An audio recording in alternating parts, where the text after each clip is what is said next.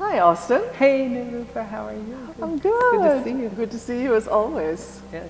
I'm very excited for the topic of the month. I'm excited about the For exploration this, the of the month. exploration of the Yeah. month this month, the empty-headedness of it all. The empty-headedness of it all. It actually made me feel a little giddy, like with laughter, when I read that, because I think in the day and age of the pandemic, a lot of us are walking around feeling a bit empty-headed. Foggy-headed. Yeah, and a bit disembodied, if you will. Yeah. So, actually, why don't you tell me a little bit about what even got you into Sure. this exploration of the month? Sure. So, like, one of the things that when I first started teaching yoga at Jivamukti, New York City, one of the first classes I was given was a meditation class at the evening. It was like nobody really wanted to do it. Sharon Gannon, the founder of Jivamukti, had been teaching it for years. She gave it up. Then Ganesha Das, the manager, had been teaching it for a number of years. And one day Ganesha walked up to me and he was like, why don't you teach meditation tonight? Because I'm going to go home. And I was like, okay.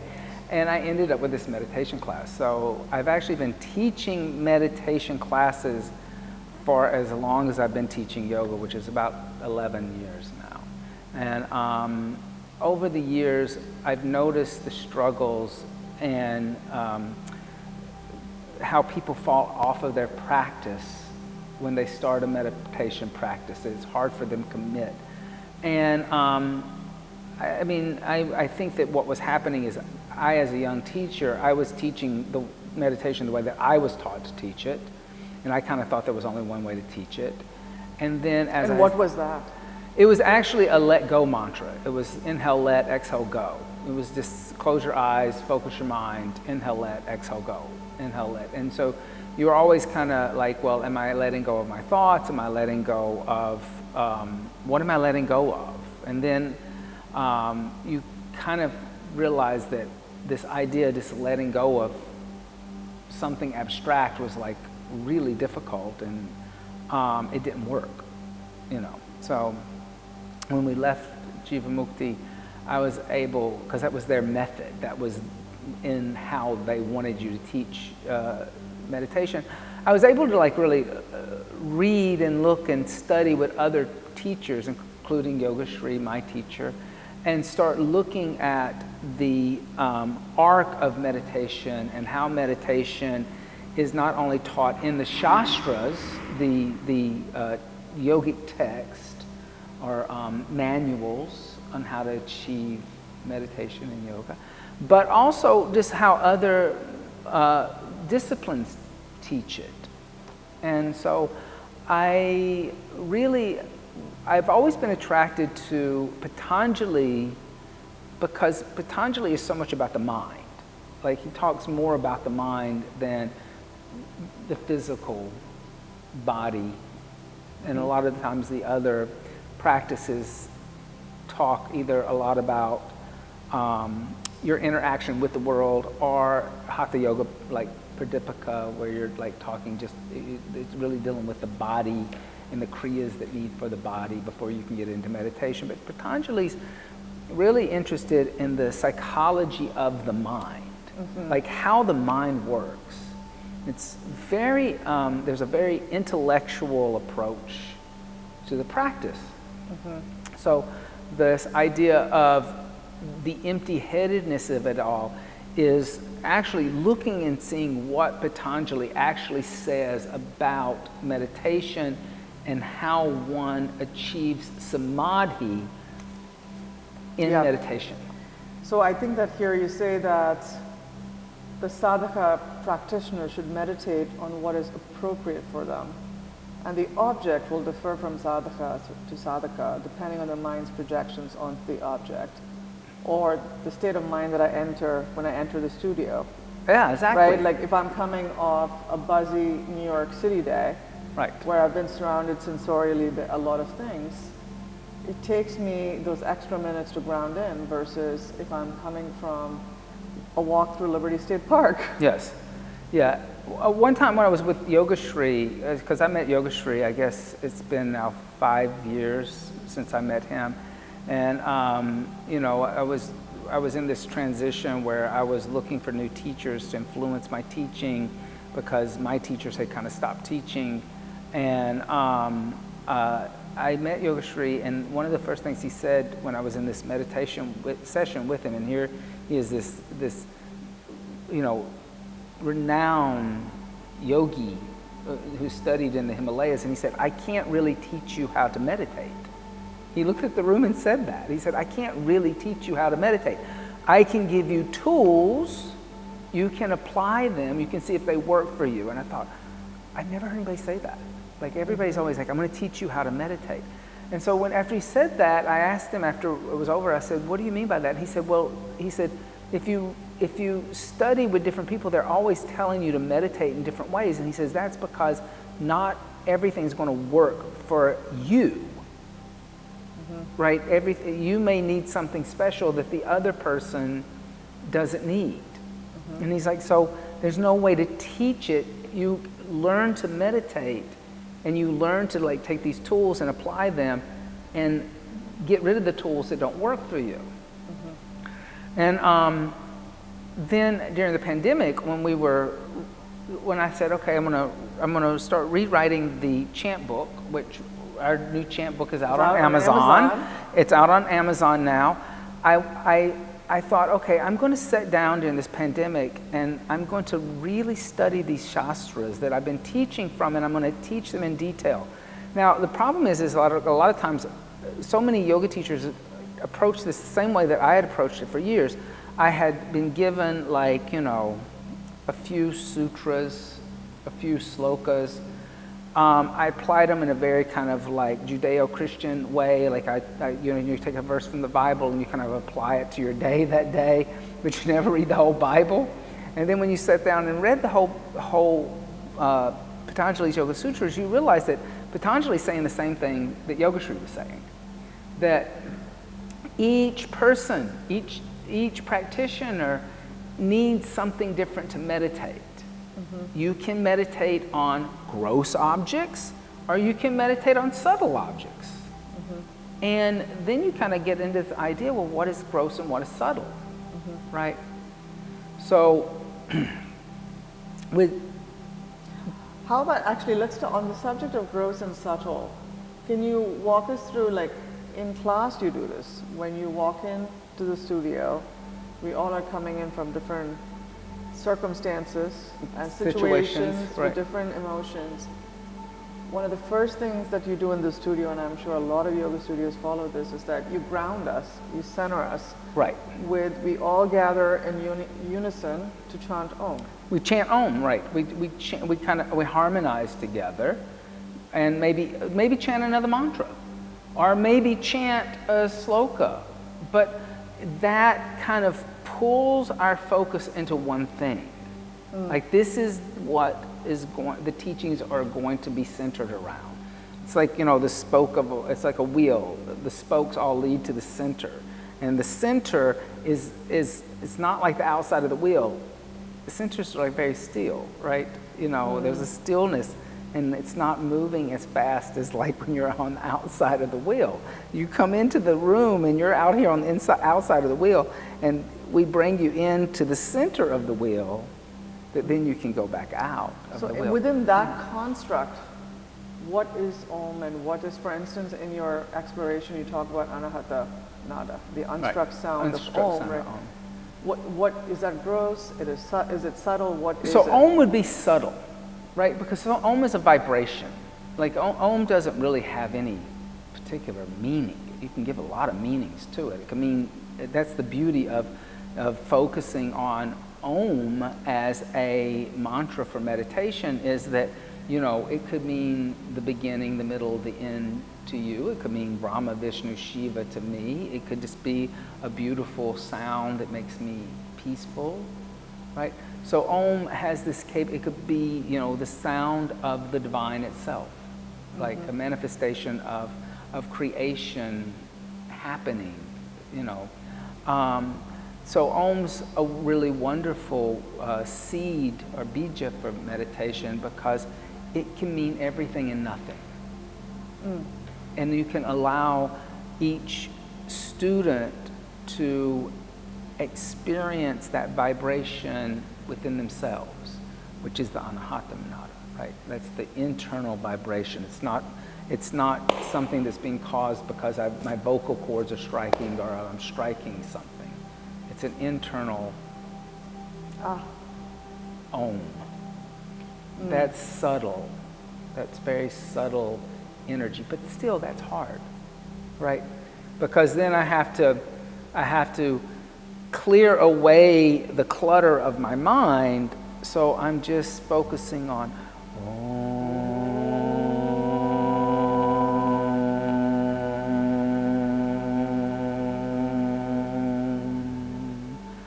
and that for a lot of people is going to take a lot of work because their mind is more illustrative. That's the way I would describe it. They think more in color and shape and texture, and they see images, right? That's beautiful, actually. They're painters in their mind. Well, yeah, their mind is constantly creating images. So if they just try to focus on the subtlety of sound vibration and that internal hum, then all of a sudden, the mind is going to start having whatever dancing purple hippopotamuses come across the screen, of the mind. So for that person, something that's a more gross object, a concrete object, may be better to meditate on.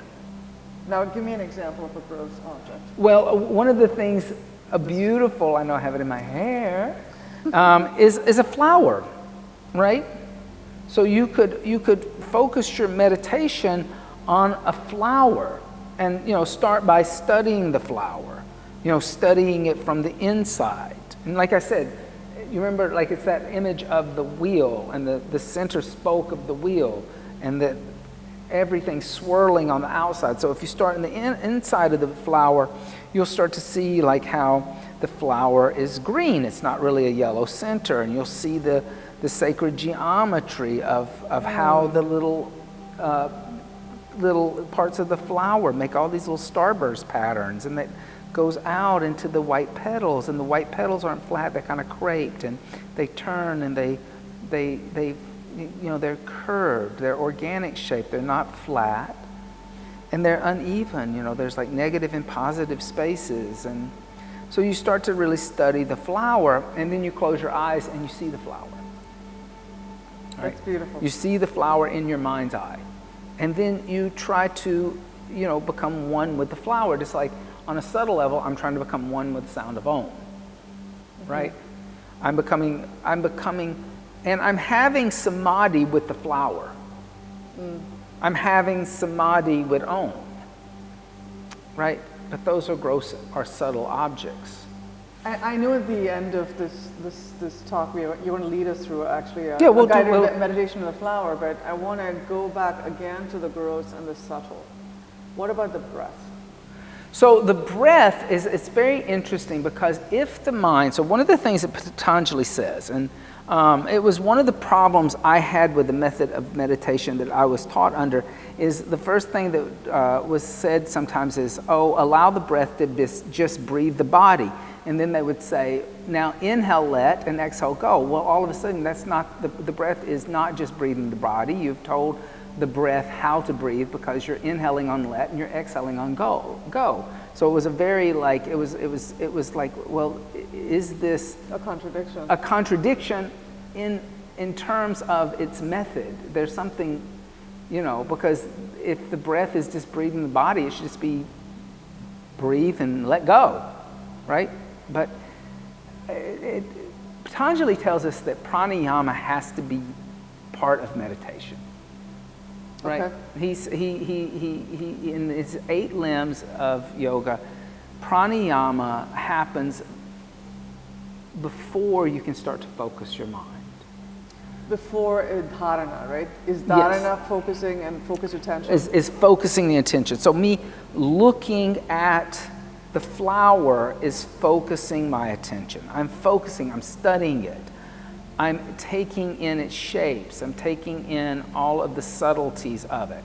But if I'm sitting here going,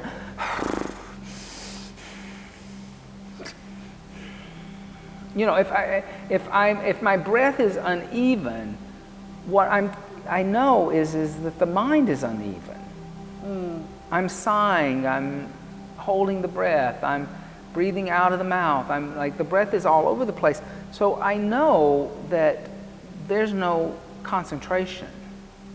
So if you can kind of allow the breath to be even, deep, and full, not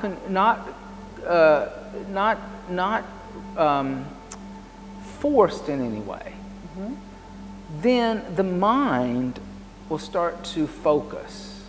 It's just like when you were in college and you had to study for a test, right? If you were sitting there studying for the test and you were being distracted with, you know, noises in the dorm room or, you know, the television or somebody's music, usually your breath gets out of rhythm. But like when you notice when you're really studying and you're really concentrating on your studies, the breath will become very even, naturally. Oh, that's beautiful. It will just naturally happen. So Patanjali, in his 8-limb system, he says, you have to sit down, you have to breathe. You have to be aware of the breath. Now, you know, when he says pranayama, then we can get into an argument of how technical that has to be. You know, is it Ujjayi pranayama? Is there a restriction at the back of the throat? Is there just breath awareness that there has to be inhale or exhale? And is there retentions? Is there no retentions? You know, should you start with pranayama exercises before you even lead into your focusing the mind? You know, it's interesting actually. I've had a lot of trouble concentrating after COVID. I had COVID in April, and my mind has been even more unsettled than usual. Yeah. And on top of it, I was also mentioning to you that I was having blood pressure spikes. And one of the things that I go to center myself now, very consciously, is to just make myself aware of my breath. Yeah. Because that seems to be the mechanism by which my body stills. Yeah. Or I'm able to even get myself from this place of like just twirling. Yeah. That's what's happening. Like, you know, when your heart's racing or your mind's racing, the only way that I'm even able to remind myself of some level of anchor Is to breathe. Is to breathe. Right. And sometimes, to be honest, and this for me at least, I'm one of those students for whom sound is very grounding. Right. So I sometimes do the Ujjayi, just because Right. the guttural sound of that breath is the palpable sensation of me being able to follow something Yeah. that is almost tangible. And to be clear on that, in Hatha Yoga Pradipika, another shastra, it says Ujjayi pranayama is the breath for meditation. So another teacher will tell you that whereas Patanjali is just saying Ujjayi pranayama, he's just saying pranayama. Over in Hatha Yoga Pradipika, they're being more specific and saying it's Ujjayi pranayama. That there should be this restriction at the back of the throat, and there is this, the anahata nada is within that breath. That the sound of Om is within the breath. So it's interesting when you really start to study all of the shastras in detail. Some are more specific than others. Yep. You know, so but they also kind of, I think that there's also that element within Yoga Shastras that they try not to be too specific because they all want you to have a teacher. Yeah. They don't want this process to happen kind of in isolation. Discursive, theoretical way. Yeah. Right. So there's a couple of last questions for you. One is, we spoke about the student that is a painter. Yeah. They can't help but illustrate and get very sensorial in their image making in their minds. What about the student who is like your great aunt? You want to tell the story of your great aunt? So the essay starts out with me talking about a great aunt who was my mother's aunt, and she was always talking. She never stopped talking.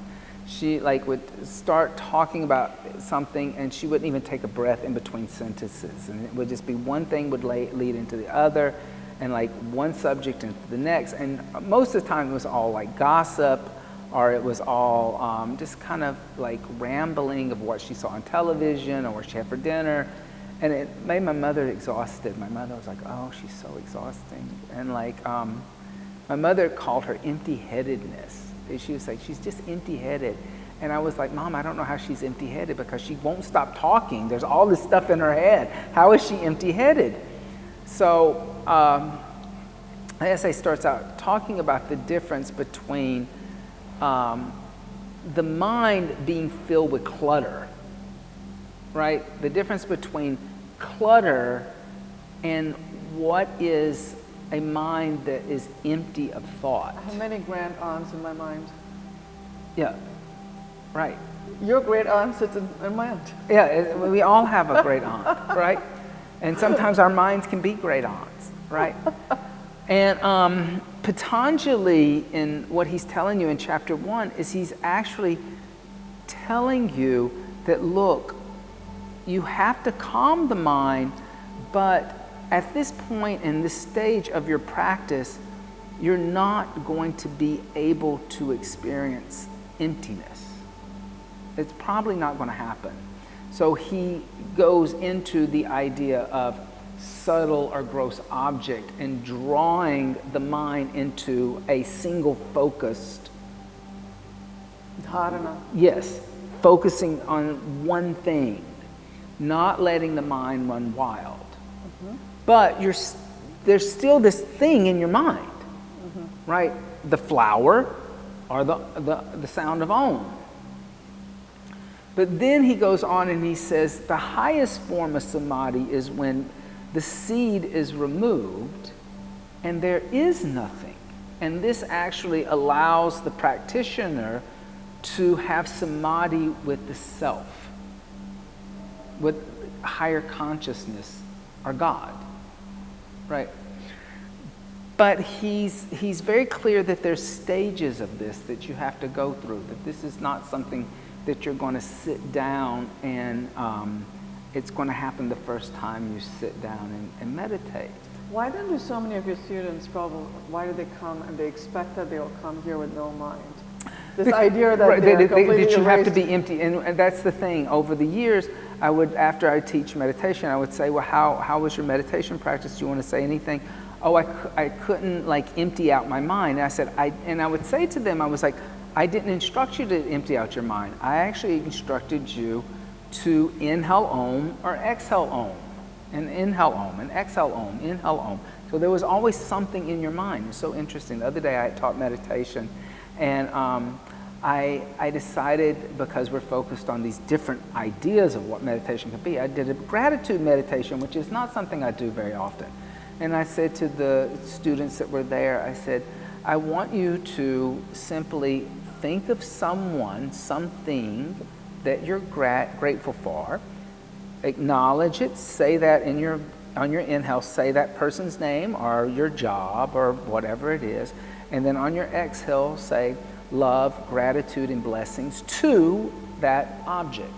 And I said, and then go to the next object. And I said, every inhale and exhale should be a blessings, gratitude, and love to that being or that object. And I said, I'm not going to tell you what that is. It's a 20-minute meditation. We stopped the meditation, and so the mind had been given a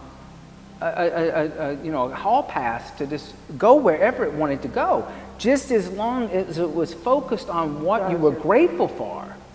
And about 5 of the students afterwards looked at me and said, each one of them in their own way said, well, I found it really hard to think about what I was grateful for. And I couldn't stay focused. And my mind kept drifting off into other things. And I said, well, this time I actually encouraged you to let your mind wander, but not to wonder on what you were going to put on your Subway sandwich when you left here. You were only supposed to think about what you were grateful for. And I found that fascinating, that you even give the mind license to roam. And the mind, you know, it's that old saying of like, give it an inch and they'll take a mile. And it's that idea of the mind. The mind is like that. If you give the mind an inch, it'll take a mile. So even something where you are allowing people to let the mind work, like, okay, well, if I'm going to start with my grandparents, I'm going to name each of my 4 grandparents, and then I'm going to name my parents, and then my siblings, and my partner. I mean, you just kind of keep going. That finally the mind wants to think about what it's going to have on its Subway sandwich. You know? Like, and that's fascinating to me. Like, that's fascinating. But that is the nature of the mind. That's the nature of the mind. It's like the clouds in the sky. Are you going to have a sky without clouds? Right. I mean, like. And so you have to kind of say, well, you know, so you know now that you have to work more on concentration, that you're at that stage of the game, that even in this meditation, your mind's been given, you can do whatever you want, but I want you to only focus on this. And like, you know, they all looked at me and they kind of nodded their head, and I said, this is important because what this is going to mean is that when you are at work and you can't concentrate, you can pull in your concentration. You can start to become single-pointed to get the project done in your workload. When you are dealing with the complications of like managing money and house and family, you can become single-pointed. Right. But let's be clear, this is not meditation. Yep. This is learning to focus your mind. It's step 1. And that's okay. That's where you are today. The problem with the empty-headedness thing, or being in shunya, what we would call shunya, nothing, is that, you know, we hear so much about that from people who write books and are on and have been practicing for many, many years, that everybody thinks they're going to come onto the yoga mat and be the Dalai Lama and ascend, you know, and that's not going to happen. These are very advanced practices, and let's be honest, it's always more interesting to write about the advanced practices than it is like the level 1 practice. The level 1 and the messy middle of getting there. Yeah, like nobody wants to write about that kind of stuff or talk about that kind of stuff. They want to talk about being in nothingness, bliss, man. But that is also the most discouraging thing for a novice practitioner, because you come to the mat with very unrealistic expectations. Why can't I achieve this? Yeah. Why can't I do this? What's wrong with me? And nothing's wrong with you. Patanjali, if you read the whole book, he says nothing's wrong with you. You're right where you're supposed to be. Now we have to like move into the next step. Let's start with gross object. Let's move to subtle object. Then like maybe there'll be this moment where there's just nothingness for a second, and then you'll like, your mind will get agitated and want to start talking again. But notice it. Be aware of the mind. Yeah. You know, that's that idea, is that you're actually aware of when there was that moment of shunya or nothingness, just for a split second. Yeah. You know. Yeah. And that's all it takes. But if you let the mind, if you know, what I said was the mind, I told him, I said, the mind is like getting a little like golden retriever puppy, right? You get the little puppy, you bring it home to your apartment, and the first thing that the puppy does is it goes right in the middle of your nice rug and pee-pees, right in the nice. But that's what the little puppy's supposed to do. Like that's what the puppy thinks it should do. It should just be able to wherever it wants to go. So you have to, you know, first you set out newspapers and you like get the little puppy to realize that he needs to go on the newspaper, right? Then after you train the little puppy to go on the newspaper, you get the puppy to go stand at the door and let you know it needs to go out. So then you get the leash and you take the puppy out. Then over several months, a year, I don't know how long it takes, you get to go to work, and the little puppy knows that it will have to wait until you get home, right? Yeah. And your mind's like that too. Yeah. Your mind's just like a little cute, like, you know, golden retriever puppy. It's going to puddle in the middle of the floor if you let it. But you have, if you like rein it in, it will do what you want it to do. But you have to acknowledge that. So that idea of emptiness or shunya really puts people in a position where they are going to be self-defeated. Yep. Do you want to, I know that we're coming up on time. Yeah. Do you have time to lead us through a very short gross meditation? Sure. I'll even we'll break it down just so people can do it for themselves at home. So what I like to do is I like to take the flower and I put it between my middle finger and my ring finger. That way the flower is centered in the palm of my hand, and you kind of gives you a backdrop. And then you want to look at the flower, but your dristi or your gaze wants to be soft. So you don't want to stare at the flower because your eyes will become tired. Yeah. You want to relax the eyes a little bit, soften the eyes. And start in the middle of the flower and notice the texture, the color. Notice that it's not a yellow dot like you see in a graphic, but actually it's green. It's dark. It's a dark, beautiful color of yellow-green in the center, and it ombres out. The color ombres out to the edge. And notice the little shapes within the center of the flower, that it makes this kind of star pattern. And you can kind of see the kind of swirling energy moving toward the center of the pattern by the geometric shapes. And notice the little rim of yellow flowers on the outside, little tiny flowers, and that leads to the petals. Start to notice how the petals are folded on themselves as they connect to the center of the flower. And notice how the petals are like crepe. They're not flat. They have texture, and they have shadows and depth and tones of white and gray.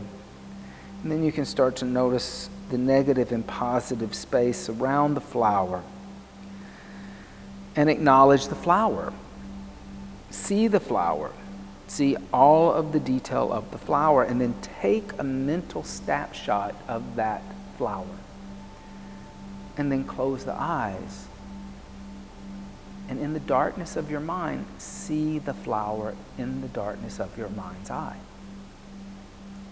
See the same shapes, the same petals, same center of the flower. And focus on that flower as if you're looking at it.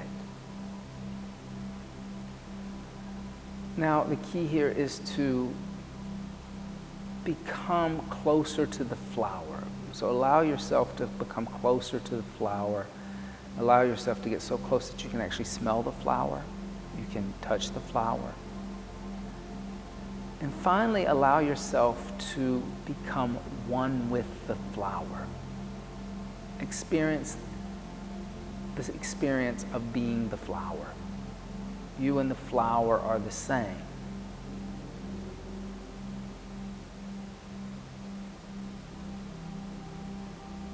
And that's the union with the flower, or samadhi.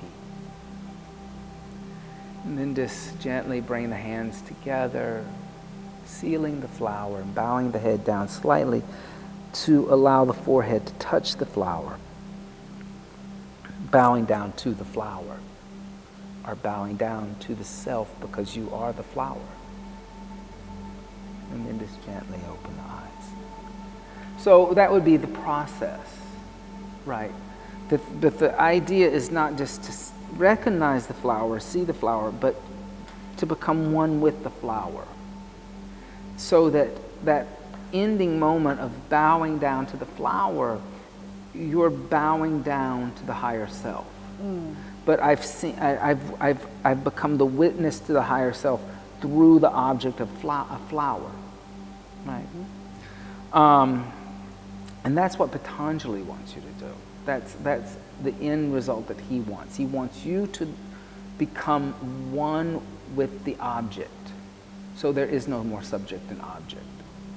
There is only the oneness with the object. And for him, that's yoga. For him, that's union with the self.